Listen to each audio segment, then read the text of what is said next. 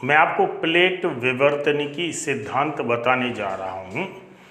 Plate मतलब मैं उन प्लेटों की बात कर रहा हूँ जो पृथ्वी जिन प्लेटों से मिलके बनी है, ये स्टेप बाय स्टेप जो हमारे रॉक्स होते हैं, जिन रॉक्स के बारे में हम पहले पढ़ चुके हैं, उनमें विवर्तनिकी वर्तन कैसे होता है उनमें, ये थ्योरम मतलब दी गई थी। तो हम देखते हैं कि प्लेटें मतलब तैरती रहती हैं। एक जो दुर्बल मंडल है जिसको स्टेनोस्फेयर्स बोलते हैं, उस पर ये प्लेटें तैरती रहती हैं। तो आप इसको ऐसे समझ सकते हैं कि जैसे भूखंड है तो भूखंड के अंदर जो है ना क्या है, भूखंड के अंदर एक दुर्बल मंडल है यानी स्टेनोस्फेयर्स है। वहाँ पे क्या है, टेम्परेचर जो है ना लगभग 2000 डिग्री सेल्सियस है और वो गारानुमा संरचना में है, और उस पर ये ठोस प्लेटें हैं जिस पे हम रहते हैं, वो ठोस प्लेटें हैं, वो उस पर तैरती रहती हैं। जब वो उस पर तैरती रहती हैं तो इन प्लेटों का धीरे धीरे मूवमेंट होता रहता है, और इसी मूवमेंट के कारण जो है ना भूकंप या ज्वालामुखी जैसी क्रियाओं का जन्म होता है। तो मुझे नहीं पता कि ये आपको कितना समझ में आएगा, ये टाइटल थोड़ा सा टफ है, मुझे नहीं पता कि आप इतना कितना समझना चाहते हैं।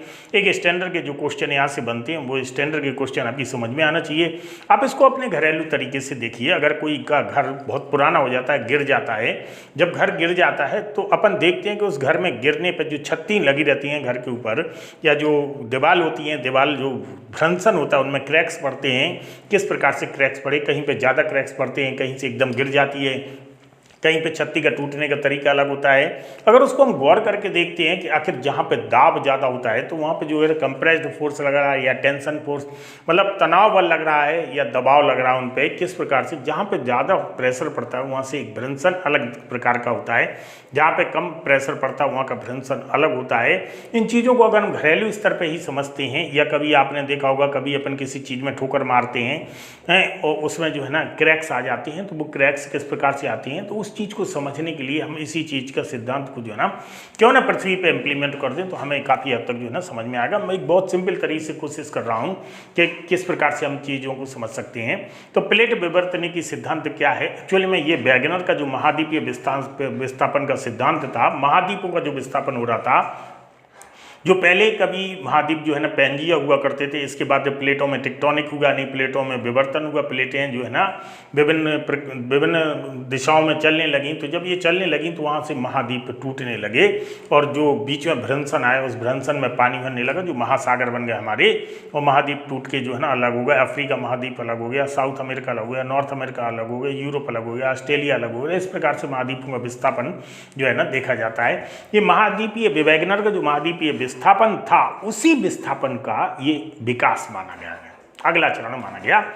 तो प्लेट विवर्तनिकी सिद्धांत, एक क्वेश्चन यहीं से उठता है कि प्लेट विवर्तनिकी सिद्धांत किसने दिया था। 1962 में यह सिद्धांत हैरी हेस ने दिया था। हैरी हेस ने यह कहा था कि जो भूपर्पटी है, इस भूपर्पटी पर बहुत सारी जो है ना प्लेटें हैं, लगभग 180 प्लेटों की कल्पना की गई है कि 180 प्लेटें हैं, और इन 180 प्लेटों से ये स्थलखंड बना है, भूखंड बना है, जिसे लिथोस्फेयर्स कहा जाता है। और ये पूरा का पूरा स्थलखंड यानी लिथोस्फेयर्स जो है ना दुर्बल मंडल के ऊपर यानी स्टेनोस्फेयर्स के ऊपर जो है ना तैर रहा है।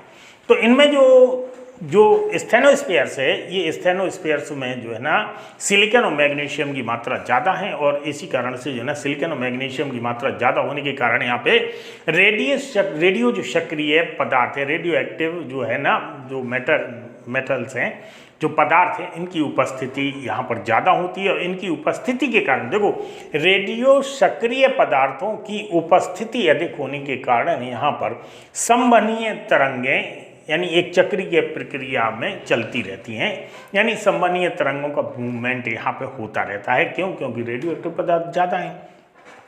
अब रेडियो एक्टिव पदार्थ ज़्यादा है तो आप समझते रेडियो एक्टिव पदार्थ क्या होता है। जैसे यूरेनियम है, रेडियो एक्टिव पदार्थ है, थोरियम है, रेडियो एक्टिव पदार्थ है।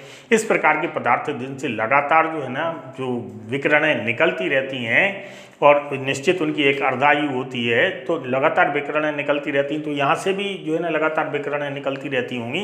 जब विकिरणें लगातार निकलेंगी तो ऊपर की जो प्लेट है, ऊपर का जो परत है, उस पर वो प्रभाव डालती होंगी, और जब उस पर प्रभाव डालती होंगी तो कहीं ना कहीं वो प्लेट को प्रभावित करती होगी। तो इस प्रकार से जो है ना ये संवहनीय विकिरणों की प्रक्रिया लगातार चक्रीय अवस्था में चलती रहती है। उसी के कारण जो है ना इन प्लेटों में हलचल होती रहती है। इस प्रकार का एक सिद्धांत दिया गया उन्होंने। 6 प्लेटें जो हमारे पास जो बड़ी प्लेट हैं, उन 6 प्लेटों के बारे में, एक तो अमेरिकन प्लेट है, दूसरी अफ्रीकी प्लेट है, तीसरी यूरेशियाई प्लेट है, चौथी इंडो ऑस्ट्रेलियाई प्लेट है, फिर प्रशांत महासागरीय प्लेट है और अंटार्कटिका की प्लेट है। ये 6 प्लेटें बड़ी प्लेटें हैं जिनका जो है ना बहुत बड़ा रोल होता है इस पूरे सिस्टम में। अब बात आती है कि प्लेटों के किनारे जो है, प्लेट समझ रहे हैं ना, मैंने बताया आपको जैसे हम जमीन खोदते हैं तो हमें एक के बाद एक परत मिलती चली जाती है, उस परत को हम प्लेट मान लें। ऐसे ही जो है ना एक पूरे भूखंड की परत है, इस पूरे भूखंड की परत को हम एक प्लेट मान लें तो ये तो हमारी हो गई प्लेट है। तो अब प्लेटों का कहीं ना कहीं तो किनारा होगा, देखो एक इस तरफ किनारा होगा, एक इस तरफ किनारा होगा, एक इस तरफ किनारा होगा, तो चारों तरफ कहीं ना कहीं किनारा होगा। तो इन किनारों को हम समझते हैं। यहाँ पर हम देखते हैं कि प्लेटों के जो किनारे हैं भूगर्भिक दृष्टि से सर्वाधिक महत्वपूर्ण होते हैं और इन्हीं से जो है ना ज्वालामुखी और प्लेट विवर्तनिकी की क्रिया होती है। प्लेटें जब आपस में टकराती हैं तो कहीं ना कहीं चटक जाएंगी, भ्रंशन होगा। तो अब देखो यहाँ पर जो है ना, अब प्लेट कैसे टकराएगी, प्लेट ऐसे टकरा सकती है, प्लेट ऐसे टकरा सकती है, प्लेट एक के ऊपर एक चढ़ सकती है, प्लेट पैरेलल में भी चल सकती है। तो इस हिसाब से प्लेटों की टकराहट होती रहती है। जिस प्लेट का जैसी नेचर होता है प्लेट वैसी ही टकराती है। सबसे पहले हम इनको 3 मतलब भू प्रॉपर्टी की जो रचना हो रही है इसमें 3 टाइप्स की हम प्लेटों को देखते हैं, यानी 3 टाइप की प्लेटों की निर्माण प्रक्रिया को देखते हैं। पहला है रचनात्मक किनारा। रचनात्मक किनारा का मतलब होता है कंस्ट्रक्टिव मार्जिन। कंस्ट्रक्टिव मार्जिन में क्या है, तापीय जो संवहनीय तरंगें होती हैं उनका जो पिलर होते हैं, मतलब तापीय संवहनीय तरंगों का जो पिलर होता है वो ऊपरमुखी होता है, मतलब ऊपर की ओर उनकी मुख होता है, मतलब उनका जो वेव चलता है, वेव मूवमेंट ऐसा होता है, ऊपरमुखी होता है, ऊपर की ओर चलता है। फिर से आप समझ लो संरचनात्मक किनारों में, कंस्ट्रक्टिव मार्जिन में एक बार फिर से समझो मैं क्या कहना चाहता हूँ। संवहनीय तरंगें चलती रहती हैं, उनकी अपनी एक दिशा होती है, कोई अधोमुखी होगी, कोई ऊपरमुखी होगी, इस टाइप से चलती रहेगी ना। तो ये जो रचनात्मक जो किनारा है इसमें जो तापीय संवहनीय तरंगें हैं, ये तरंगें कैसी होती हैं, ऊपरमुखी स्तंभों के ऊपर की ओर होती हैं, मतलब ऐसी चलती हैं।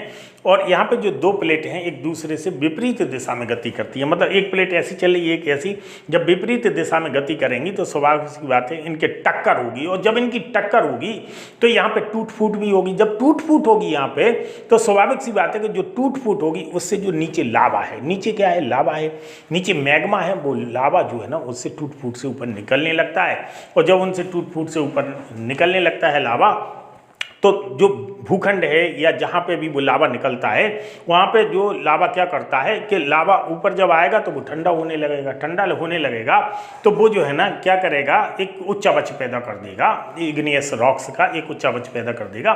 तो यहाँ पे जो ना जो इन्हें अपसारी प्लेट कहते हैं, इनको जो है ना रचनात्मक किनारा जो है ना वो अपसारी प्लेट भी कहलाता है। यहाँ पे हम देखते हैं कि जो लावा बाहर निकलेगा और ठंडा होगा तो ये जो उच्चावच कर देगा, तो ये मध्य अटलांटिक जो कटक है हमारा वो इसी रचनात्मक किनारे का एग्जाम्पल है। और आप समझ रहे हैं मेरी बात को, मैं क्या समझाना चाहता हूँ। अगर आप जब तक ये नहीं समझेंगे तो बहुत मुश्किल हो जाएगा। मैंने आपसे कहा जमीन के अंदर संवहनीय तरंगें निकलती रहती हैं। क्यों निकलती रहती हैं? क्योंकि इसमें सीमा यानी सिलिकॉन और मैग्नीशियम की मात्रा ज़्यादा है, रेडियो एक्टिव पदार्थ ज़्यादा हैं। जब वो तरंगें निकलती हैं तो ऊपरमुखी होती हैं, तो यहाँ पे जो प्लेटें तैर रही हैं ये प्लेटें सीधे जाके टकराती हैं, इनमें टूट फूट होती, भ्रंशन होता है, उस भ्रंशन से लावा निकलता है तो लावा ऐसे फैलता जाता है तो एक कटक का निर्माण कर देता है। जब वो ठंडा होता है, सॉलिड हो जाता है तो इग्नियस रॉक्स बन जाता है और एक कटक का निर्माण कर देता है। इसका सबसे बढ़िया उदाहरण मध्य अटलांटिक कटक को हम देखते हैं। मध्य अटलांटिक कटक जो है ना रचनात्मक किनारों का ही एग्जाम्पल है। दूसरा है विनाशात्मक किनारा यानी डिस्ट्रक्टिव मार्जिन। विनाशात्मक देखो खुद ही कह रहा है कि मैं विनाश कर दूंगा, तो किसका विनाश कर देगा? मेरा विनाश तो करेगा नहीं, आपका तो विनाश करेगा नहीं, ये विनाश कर देगा उस प्लेट का। तो इसके मतलब क्या होगा? अगर किसी प्लेट का विनाश हो रहा है तो इसका मतलब होता है कि 2 प्लेटें जब टकराएंगी तो एक प्लेट भारी होना चाहिए, एक प्लेट हल्की होना चाहिए। जो प्लेट भारी होगी वो नीचे चली जाएगी, और जब वो नीचे जाएगी तो उसका गलन हो जाएगा, और जब उसका गलन हो जाएगा तो वहाँ पर वोल्केनोज निकलेगा, और जब वोल्केनोज निकलेगा तो क्या होगा? ये प्लाट एक प्लेट का विनाश हो जाएगा, इसलिए इसे डिस्ट्रक्टिव मार्जिन कहते हैं। यहाँ पे जो तापीय जो संवहनीय तरंगें हैं ये अधोमुखी स्तंभ के ऊपर उपस्थित होती हैं। अभी देखो ऊपरमुखी थी, अब ये अधोमुखी स्तंभ के ऊपर अवस्थित होती हैं। इसमें दो प्लेटें अभिसरित होती हैं, मतलब केंद्र की ओर जाती हैं। दो प्लेटें किसकी? पृथ्वी की केंद्र की ओर। उसमें प्लेट क्या हो रही थी? देखो जो पहले वाले में प्लेट केंद्र से ऐसे हो रही थी, अपसारित हो रही थी, मतलब केंद्र से दूर हट रही थी, ऐसे उभार ले रही थी। इसमें प्लेट कैसी जाएगी? केंद्र की ओर जा रही है। तो जो भारी प्लेट है वो केंद्र की ओर चली जाएगी, उसका गलन हो जाएगा, इसलिए इसे अवसरित प्लेट भी कहते हैं या अवसरित क्रिया भी कहते हैं। यहाँ पे जब प्लेटें आपस में टकराती हैं तो अधिक घनत्व वाली नीचे चली जाएगी, कम घनत्व वाली जब ऊपर रहेगी तो वो फोल्ड कर जाएगी। तो यहाँ पर हम देखते हैं कि जो प्लेट नीचे छेपित हो जाती है वो गलन कर देती, ज्वालामुखी का उद्गार हो जाता है। इस क्षेत्र को वैनी ऑफ जॉन कहते हैं।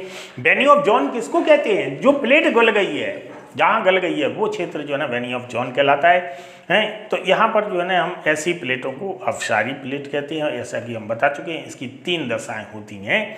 इनकी 3 दशाओं में हम क्या देखते हैं कि इनकी 3 दशाओं की अलग अलग कंडीशन होती है। इनकी 3 दशाओं में देखते हैं कि एक तो क्या होगा, देखो पहली कंडीशन में क्या होता है कि पहली कंडीशन में यहाँ पर जो है ना प्लेटें जब आके टकराती हैं तो अब इनकी टकराहट की प्रकृति को देखना है कि इनकी टकराहट की प्रकृति कैसी होती है। और इनकी टकराहट की प्रकृति में उनके जो किनारे होते हैं या उनका वेट होता है या उनका डेंस पोजीशन होती है, उसको भी हम देखते हैं।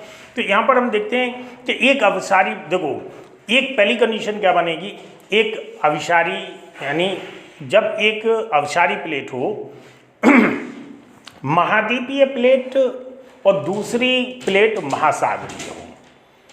आप फिर से समझो, देखो हमारे पास एक महाद्वीपीय प्लेट है। महाद्वीप का मतलब होता है भूखंड के ऊपर, यानी एक महासागरीय होती है यानी समुद्र वाली प्लेट। और अब यहाँ पे एक चीज़ बनती है, फर्स्ट चीज़ है एक प्लेट कैसी हो, महाद्वीपीय हो, एक प्लेट जो है ना वो महासागरीय हो। जो महाद्वीपीय प्लेट होती है वो हल्की होती है और जो महासागरीय प्लेट होती है वो भारी होती है। जब इन दोनों की टकराहट होती है तो महासागरीय प्लेट भारी होने के कारण ये ज़मीन में नीचे चली जाती है। जब ये ज़मीन में नीचे चली जाती है तो यहाँ पे क्या होता है, मोड़दार पर्वतों का निर्माण होता है, लावा निकलता है तो वहाँ पे ज्वालामुखी प्रक्रिया शुरू हो जाती है। फिर ज्वालामुखी ठंडे होते हैं और इस रूप में जो है ना हमें ये मिलता है। तो देखो ये जो आप पहले समझो, महासागरीय प्लेट होगी तो ये जब भूखंड के अंदर, मतलब भूखंड के अंदर ये घटना घटेगी। तो जो हमें आकृति का जो विरूपण दिखाई देगा, मतलब आकृति का जो चेंज दिखाई देगा वो जमीन के ऊपर हमें दिखाई देगा। महासागरीय होगी, दोनों महासागरीय होंगी तो ये जो टकराहट होगी तो समुद्र के नीचे होगी। तो जो भी हमें फोल्ड दिखाई देंगे या जो भी ज्वालामुखी की क्रिया होगी वो पानी के नीचे होगी। तो ये समुद्र के नीचे हमें तलहटी ऊपर उठी हुई दिखाई देगी। एक महासागरीय होगी, एक महाद्वीपीय होगी, तो ये हमें महाद्वीप के किनारों पे दिखाई देगी, महाद्वीप के किनारों पर। तो जैसे मैंने कहा कि ये अवसारी प्लेटें जो होती हैं ये कैसी होती हैं, ये मतलब एक भारी है। अभिसारी शब्द कह रहा है कि एक भारी है क्योंकि उसे जाके गलना है। तो एक महाद्वीपीय प्लेट होगी जो हल्की होगी और जो महासागरीय होगी भारी होगी। तो महासागरीय प्लेट जमीन में नीचे चली जाएगी। जो आपका जो है दुर्बल मंडल है उसमें उसका गलन हो जाएगा। तो महाद्वीप के किनारे एक फोल्ड पर्वतों का निर्माण हो जाएगा। जो एक फोल्ड पर्वत का निर्माण होगा तो वो उसकी इसी प्रक्रिया के कारण होता है। तो इसके एग्जाम्पल हमें मिलते हैं रॉकी पर्वत, एंडीज पर्वत। रॉकी पर्वत और एंडीज पर्वत जो है ना इसी फोल्ड के कारण, जो नवीन वलित पर्वत हैं इसी फोल्ड के कारण ये बने हैं। और इनमें जो है ना लावा है और फोल्ड भी है, दोनों हैं। तो यहाँ पर हम देखते हैं कि यहाँ पे ज्वालामुखी प्रक्रिया जो है ना ये भूखंड पे निकल आती है। तो जैसे कोटोपैक्सी को देखते हैं, चिम्बेराजो को देखते हैं, वास्करन को देखते हैं। तो ये आपने देखा होगा, मैं एंडीज पर्वतमाला पे जितनी भी जो ज्वालामुखी निर्मित हैं, जैसे इक्वाडोर में है चिम्बेराजो, कोटोपैक्सी दोनों, तो एंडीज पर्वतमाला की हैं ये। तो एंडीज पर्वतमाला पे बहुत सारी जो है ना ज्वालामुखियाँ मिलती हैं हमें। तो ये ज्वालामुखियों को हम इसी श्रेणी में रखते हैं, ए श्रेणी में इसकी। जब एक प्लेट कैसी होती है, महाद्वीपीय, दूसरी प्लेट महासागरीय होती है। आप मुझे लगता है कि आप समझ रहे होंगे। दूसरा जब कंडीशन आती है यानी बी श्रेणी की जब आती हैं कि जब दोनों प्लेटें महासागरीय हों। तो देखो मैंने अभी बताया दोनों प्लेटें महासागरीय हों तो ये समुद्र के नीचे होंगी, यानी जल के नीचे होंगी। जब जल के नीचे दोनों प्लेटें टकराएंगी तो जो भी उच्चावच होगा वो जल के नीचे होगा, यानी समुद्र में ये उच्चावच होगा। तो यहाँ पे जो है ना भारी प्लेट है वो नीचे चली जाएगी, हल्की प्लेट है वो ऊपर आ जाएगी। तो यहाँ पे क्या होगा, यहाँ पे भी वोल्केनोज निकलेगा, ज्वालामुखी निकलेगा। ज्वालामुखी जब समुद्र के नीचे निकलेगा तो तेजी से ठंडा होगा, क्योंकि पानी जैसे निकलेगा तो पानी है तो तेजी से उबाल आएगा पानी में, और ज्वालामुखी तेजी से ठंडा होगा। जब तेजी से ठंडा होगा तो समुद्र में द्वीपों का जो है ना, द्वीपों का निर्माण हो जाएगा। कैसे द्वीपों का निर्माण हो जाएगा, ज्वालामुखी वाले द्वीपों का निर्माण हो जाएगा। तो इस प्रकार का सबसे बढ़िया उदाहरण जो हमें फिलीपींस और जापान में मिलता है। फिलीपींस और जापान के द्वीपों का जो निर्माण हुआ, इन देशों का जो निर्माण हुआ, इनके द्वीपों का जो निर्माण हुआ, वो इसी प्रक्रिया के द्वारा हुआ है, यानी बी श्रेणी के द्वारा हुआ है। तीसरा सी आता है जब दोनों प्लेटें महाद्वीपीय हों। जब दोनों प्लेटें महाद्वीपीय हों तो ये घटना हमें कहाँ मिलेगी, ये भूखंड पर मिलेगी, ये समुद्र के किनारे नहीं मिलेगी, भूखंड पर मिलेगी। जब दोनों प्लेटें महाद्वीपीय होंगी तो जो प्लेट भारी होगी वो नीचे चली जाएगी, जो प्लेट हल्की होगी वो ऊपर आ जाएगी, और फोल्ड पर्वतों का मतलब वही मोड़दार पर्वतों का फिर से निर्माण कर देगी। तो यहाँ पे हम देखते हैं कि जो तैथिस भूसन्नति, तैथिस सागर का जो भूसन्नति में जो अवसाद कलेक्ट हुए थे और हिमालय जैसे पर्वत का निर्माण हो गया है, वो इसी श्रेणी के अंतर्गत आता है। ये दोनों प्लेटें महासागरीय थी। जो इंडियन प्लेट थी वो भारी प्लेट थी, वो जमीन में नीचे जो है उसका गलन हो गया, और जो यूरेशियन प्लेट थी वो हल्की प्लेट थी, और यूरेशियन प्लेट से इंडियन प्लेट टकरा गई तो हिमालय जैसे पर्वत का निर्माण हो गया। तो ये जो है ना सी श्रेणी में रखा जाता है इसको। तो भारत का जो हिमालय है इसी का बेहतरीन उदाहरण है। तो यहाँ पर हम देखते हैं कि जो अब तीसरे चरण में आते हैं, देखो मैंने आपको बताया है, अभी तक मैंने आपको दो चीज़ें बताई थी। एक तो मैंने आपको रचनात्मक किनारा बताया, दूसरा मैंने विनाशात्मक किनारा बताया। विनाशात्मक किनारे के मैंने 3 पार्ट बताए थे, मतलब हर हाल में एक प्लेट का विनाश होना है, उसका गलन होना है। उसके 3 पार्ट बताए थे। पहला पार्ट बताया था एक महाद्वीपीय प्लेट होना चाहिए, एक महासागरीय होना चाहिए। दूसरा मैंने बताया था कि दोनों महासागरीय होना चाहिए। तीसरा मैंने बताया था कि दोनों महाद्वीपीय होना चाहिए। तो एक महाद्वीपीय और एक महासागरीय में मैंने आपको कहा था कि ये जो पर्वतों का निर्माण होगा ये किनारे पे होगा, महाद्वीप के किनारे पे। तो देखो रॉकी और एंडीज दोनों पर्वत महाद्वीप के किनारे पे। देखो रॉकी के बगल में समुद्र लगा हुआ है, एंडीज के बगल में समुद्र लगा हुआ है, तो ये फर्स्ट श्रेणी में आ गया। दूसरा था कि दोनों प्लेटें महासागरीय होंगी, तो देखो समुद्र के अंदर ही होना चाहिए। समुद्र के अंदर होना चाहिए तो देखो समुद्र के अंदर द्वीप निकल आएंगे। तो देखो जापान समुद्र के अंदर द्वीप निकल आया। फिलीपींस से देखो समुद्र के अंदर जो है ना द्वीप, पूरे फिलीपींस से कई हजार द्वीप है वहाँ पे, देखो समुद्र के अंदर निकल आया, तो दूसरी श्रेणी। तीसरी श्रेणी इनका मतलब होता है कि दोनों प्लेटें काय की हों, दोनों प्लेटें महाद्वीपीय हों। तो ये घटना जो घटेगी भूखंड पे घटेगी, और भूखंड पे हमें दिखाई देगी। तो देखो हिमालय जो है ना, हिमालय के ना इस तरफ समुद्र है, ना हिमालय के उस तरफ समुद्र है, ना इस तरफ है, चारों तरफ में कहीं समुद्र नहीं है हैं, और बीच में जो है ना भूखंड के बीच में जो है ना हिमालय की उत्पत्ति हो गई है। तो ये इसका मतलब क्या था, ये दोनों प्लेटें जो है ना महाद्वीपीय थी, और इंडियन प्लेट यूरेशियन प्लेट से टकरा गई और ये हिमालय जैसे उसका निर्माण कर दिया। तीसरा आपका आता है चरण संरक्षित किनारे, यानी कंजर्वेटिव जो है ना, जो मार्जिन है कंजर्वेटिव मार्जिन में लेते हैं। जब दो प्लेटें एक दूसरे के पैरेलल खिसकने लगती हैं, जब दो प्लेटें एक दूसरे के समानांतर खिसकने लगती हैं, तो इसके अंदर कोई अंतःक्रिया नहीं होती है, और अंतःक्रिया नहीं होने के कारण जो है ना इन्हें संरक्षित किनारा कहा जाता है। और इनमें जो है ना रूपांतर भ्रंश यानी ट्रांसफॉर्म फॉल्ट का निर्माण होता है। और ट्रांसफॉर्म फॉल्ट हम पहले आपको पढ़ चुके हैं। सैन यूएसए का जो है ना सैन एंड्रियास फॉल्ट जो है ना वो ट्रांसफॉर्म फॉल्ट का बहुत अच्छा एग्जाम्पल है। अभी मैंने देखो कल का जो लेक्चर दिया था या पिछला जो लेक्चर दिया था ज्योग्राफी में, मैंने बताया था आपको कैसे ये खिसकेंगी। तो ये क्या होता है, ये तो नीचे हो जाएगी या ये ऊपर आ जाएगी, ये इस टाइप से जो आकार को बढ़ाया था, भूखंड के आकार को घटाया था, मैं उसी की बात कर रहा हूँ। तो सैन एंड्रियास जो फॉल्ट जो है ना, ये आपका संरक्षित किनारे का बेहतरीन उदाहरण है। संरक्षित किनारे में क्या होता है, अंतःक्रिया नहीं होती है, इस कारण से इनका जो भ्रंशन होता है, इनका जो फ्रैक्शन होता है, घर्षण जो होता है इनका, इस घर्षण में जो है ना ये थोड़ा सा स्वरूप बदलती हैं, या तो ये नीचे खिसक जाता है, बीच का पिलर, इस टाइप से जो घटनाएं घटती हैं जो उच्चावच दिखाई देते हैं, वो संरक्षित किनारे के ही एग्जाम्पल हैं। अगले चरण में मैं ज्योग्राफी को कुछ और समझाने की आपको कोशिश करूँगा।